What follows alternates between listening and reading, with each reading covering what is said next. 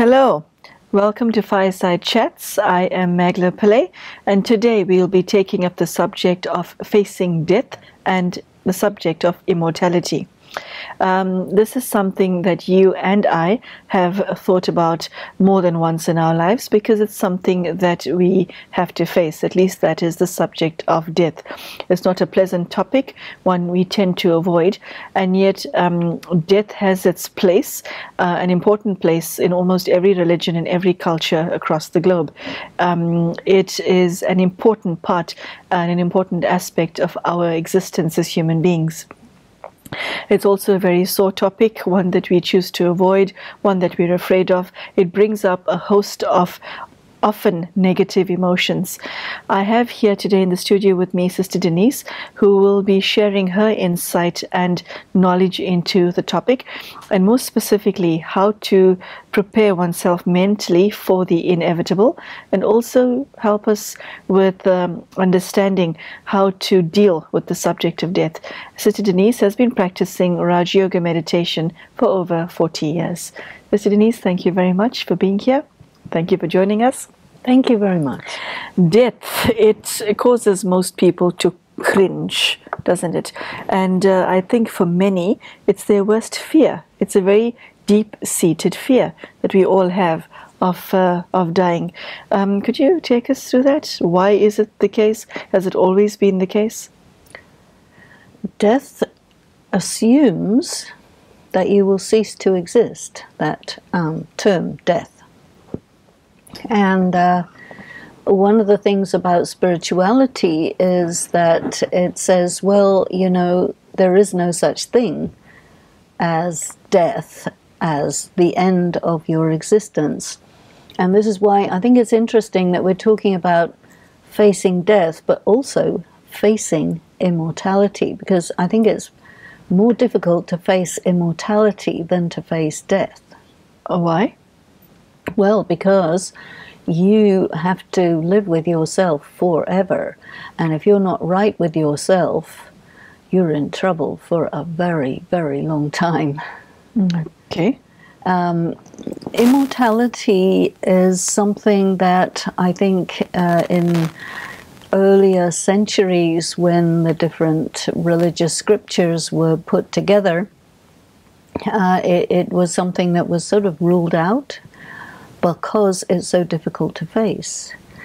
And death is so simple. You just kill people and then they're gone. But immortality means you destroy their bodies, but you don't destroy them. And so you never sever your connection with that person or your debt to that person. So facing immortality means you are facing the consequences of your actions without limit, which means I think facing immortality means that you really have the best incentive of all to make sure that you are right with yourself and that your actions are according to your conscience. Now, facing death is facing your attachment with your body, or dealing with your attachment with your body, because, you know, you're identified with your body, you identify with other people's bodies. I mean, if you have a soul, just a point of light, you can't tell who that is. Could be anyone. You really don't know. You only can know the contents of a soul, or who that soul is, when they are manifest through their life, through their incarnation. And in fact, to know yourself or anyone else, the only one that you really live with forever is yourself. That is, you know yourself through the whole cycle of your reincarnations, you know. So that is not something that you can know through the normal methods, which is to know things through sense perception. But you see, the human being is totally into sense perception. And so there you are, at the end of your life, old people are always talking about leaving their bodies and telling everybody, I'm going to die soon. So they're really thinking about it. And many of the religions have procedures for preparing yourself for death. You have to, get rid of all your things, pass everything on, start turning your attention to God, because death is a passage, a transition, where you leave this world of the physical and you go to God. And so when you go to God, you're going to a being who can see you totally. So then you have to look at yourself and see, okay, do I want to be seen like totally? Am I ready to be seen? So part of the preparation for death is really cleaning up your karma. You want to go to God pure, then that means you realize you're not pure. How do you become pure? You become pure through your link with God, which is your meditation. And so what are the impurities? It's all the negative. And another thing that happens when somebody's close to death is all of their negative stuff comes out. So what you need to do is invoke all of your negative stuff, come out and deal with it yourself, so that by the time you go, you are clean. So that's an important part of it. You're clean and you're free, you see, because we become bonded to matter, to material things, to material places. And so the preparation for death is all about letting go. You let go of your people, you let go of your stuff, you let go of your places, and you familiarize yourself as far as possible with the world beyond, because you will not cease to be. You will go to where your karma takes you. So this is why there's a lot of attention on pure karma, on charity, so that your next incarnation is one that you really want it to be, and that it's not a matter of settling unresolved karma. So you try to resolve all your karma in this incarnation. Another thing which is really helpful is when you have a near-death experience. Helpful, you say? Helpful, yes. I see. Okay. A lot of people get near-death experiences. As a result of some terrifying occurrence. Well, no, not necessarily. Sometimes people get a near-death experience on an operating table where their heart stops or something like this, and then they experience themselves actually coming out of their body, looking down, seeing their body, and then sometimes they will remember their relatives or something, and that remembrance will pull them back in, because they will say, oh, I'm not ready to go yet, But very often, for people who have had such an experience, it takes them away from, it frees them up from the fear of death, because they know that death is not the end. They know that they are definitely something, someone, a complete self, as distinct from their body, and they feel that. So they know that death means I leave my body. It doesn't mean I cease to exist, you see. So in our language that we use in Brahmakumaris, we don't really talk about people dying. We talk about them leaving their bodies and incarnating somewhere else, A person who has a near-death experience also realizes that it's not time yet. And then when it is time, then I have to go. But it's not time yet, so I can't go. So then they become aware that, in a way, there's something destined, you see. And that also changes how you feel about death. So if it's not your time, you can't. And if it is your time, any little thing can be a cause of death. So Denise, the fear factor is one of the greatest challenges as far as facing death, as you just stated. Could you talk us through that? How does one conquer fear, overcome fear, make peace with the feelings of I'm at end? Because while one may understand what you just said intellectually, there's still underlying feelings that tend to plague one. And not just fear of your own demise, but fear, what's going to happen to my children, my spouse, my parents, etc. There's all those things that hold on, what we've created, so that holds on to you. This is attachment. And attachment is a big vice, you see. And attachment is an illusion because, you cannot argue with death.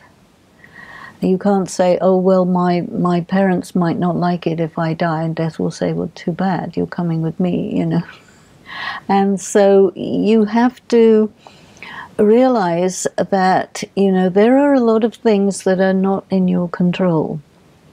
And the date of your death is, in a sense, something that's fixed in advance. And then people may or may not like it, but there's nothing you can do about it. In the same way, when somebody does leave their body, the people who are left behind, they are very often extremely upset. Because there is attachment with the departed person. And so the grieving process is important to go through to let go of that person. But if, as part of your lifestyle, on a continuing basis that everyone is eternal and immortal and death can come at any time, and you factor that into your thinking and feeling and so on, when it comes, it's much more manageable than when you say, well, I don't care what reality is, I have my preferences and I want to, have this relationship forever. You're really deluding yourself. Nothing is forever. And I think, part of the world of materialism that we're living in is that we feed people these ideas that, I will love you till the end of time. Well, I don't think so. And when is that, by the way? You see, so people feed in these delusions and illusions, and it causes a lot more suffering. Okay. I have to ask you this question. Does death end love? If you love a soul, does death end the feeling of love? I don't think so. If you have a very deep relationship with another person, chances are you'll find each other in another lifetime. And very often, people will meet others who they bond with immediately. They have an immediate good relationship. And, you can understand that that's not the first time they have been together, you see. So, I would say there are souls who are always, not too far away from each other.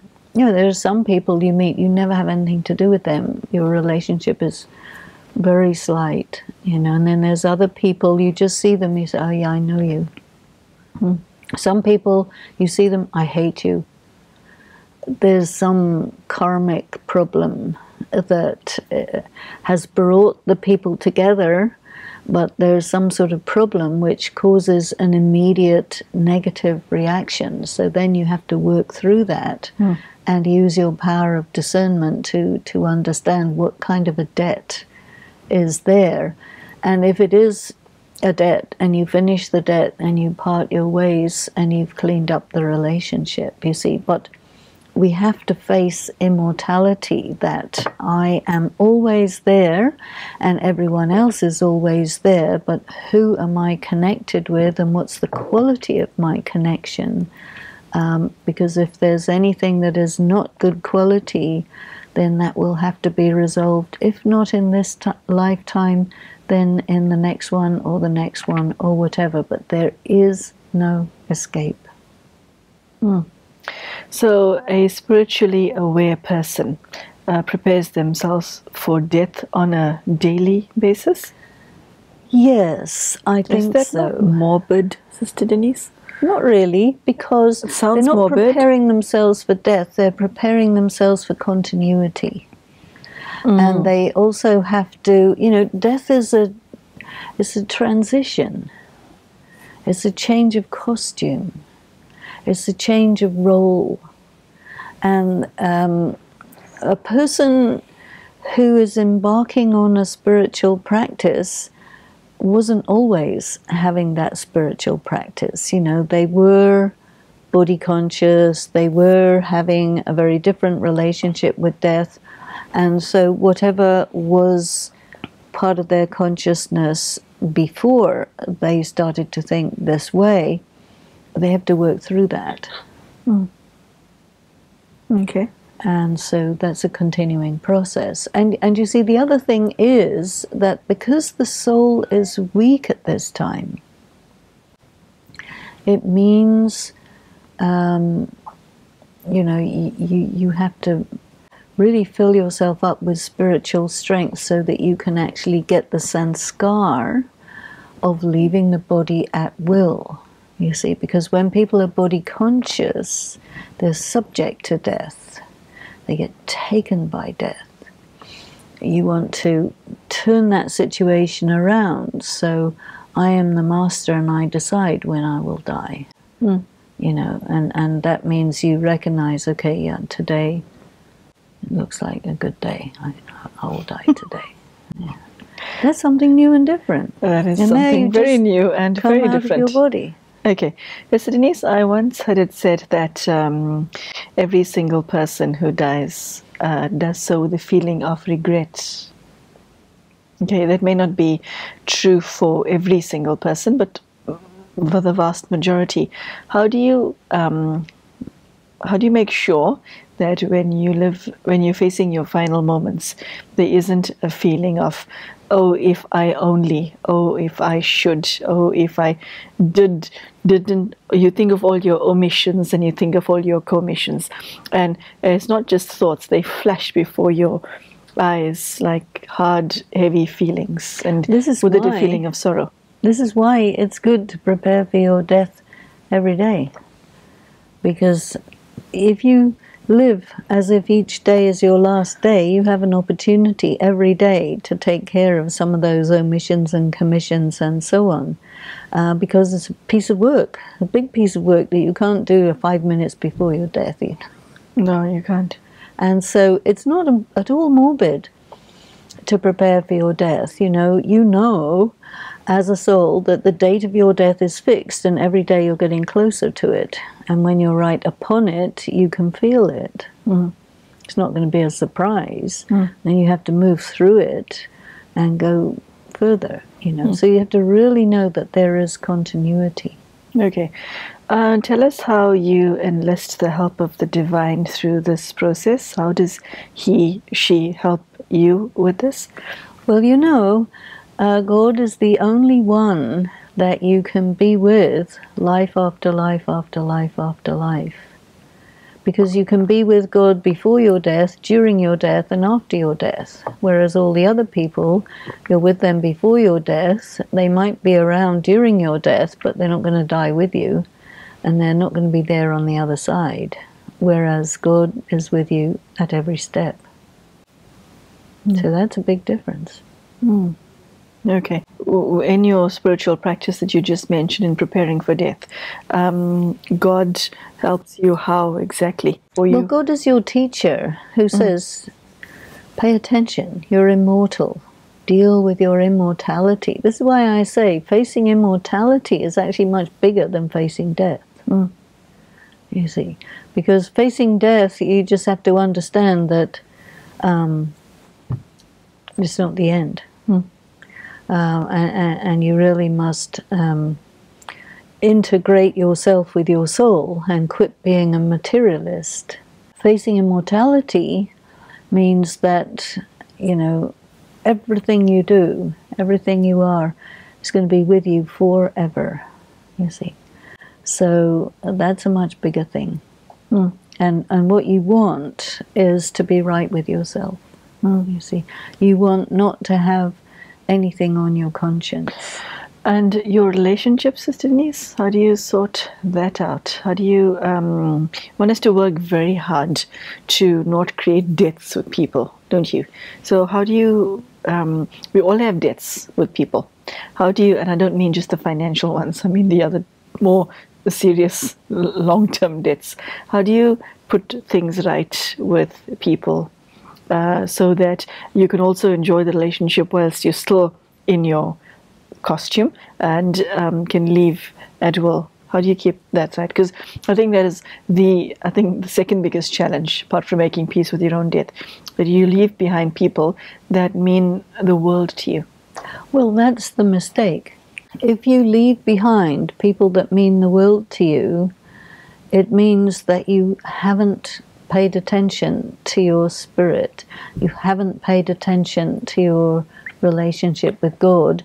You have put people in a position of being the world to you, which they cannot be, because all your relationships are finite. They're temporary in the form that they take. You see. You saying, what are you saying? Love people, but don't love them too much?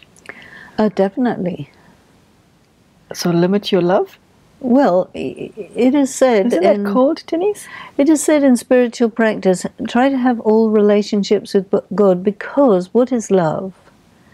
You know, love with people is a little bit more like, what will that person do for me? You see, it's quite selfish. And so when you love somebody, often enough you are deluding yourself and you're saying, okay, I will act in a loving manner towards this person so that this person will give the return of that to me. So it's a dealing all the time. And what you want to do when your karma is right is to make sure that the give and take keeps you on a level where you're not in debt. You're not depending on somebody. You don't allow somebody to depend on you. You perform your role accurately, but you do not create a situation where somebody believes that you are going to be there for them when you're not able to. You know, so you have to be very, very honest in this way. And the most honest thing is to communicate to people that, look, I can be around to some extent, but you have to rely on your relationship with God, because God can be with you, you know, infinitely and indefinitely. But I only to some extent, because I'm an actor and we're playing these different scenes. I arrived, I perform, I will go. Don't expect me to be here forever. And then that honesty maybe people don't like, but you have to choose between you want the truth or you want some warm fuzzy feeling, which eventually is going to turn into something very different. You see, the truth is such a problem because it's unpleasant a lot of the time. Okay, so we'll end on that note, truth being unpleasant. Thank you so much for joining us today. And I think you have shared in such a way that you've caused some shockwaves in the mind of listeners, which is not necessarily a bad thing, because this could be a wake-up call for many. For those of you who are listening, I don't blame you if you fastened your seatbelts to your lounge chair, because this was quite a an earful for many of you. And if you find that the subject matter was too heavy to deal with, just bear in mind a sentence or two, a line or two that did sit well with you. And perhaps listen to this again, because it's a subject that one should think about, even though it may seem unpleasant to do so. What I like most about today's sharing was that it's not just death we have to face, or the thought of leaving your own body, but also the quality of your life between now and the day that you die also determines what type of death you'll have and what you will do if you pass on and thereafter. A very deep and powerful message, very thought-provoking message, and I do hope that it changes your life for the better as a result of listening to this talk. So thank you very much for joining us, and we hope to see you soon. Thank you, and goodbye.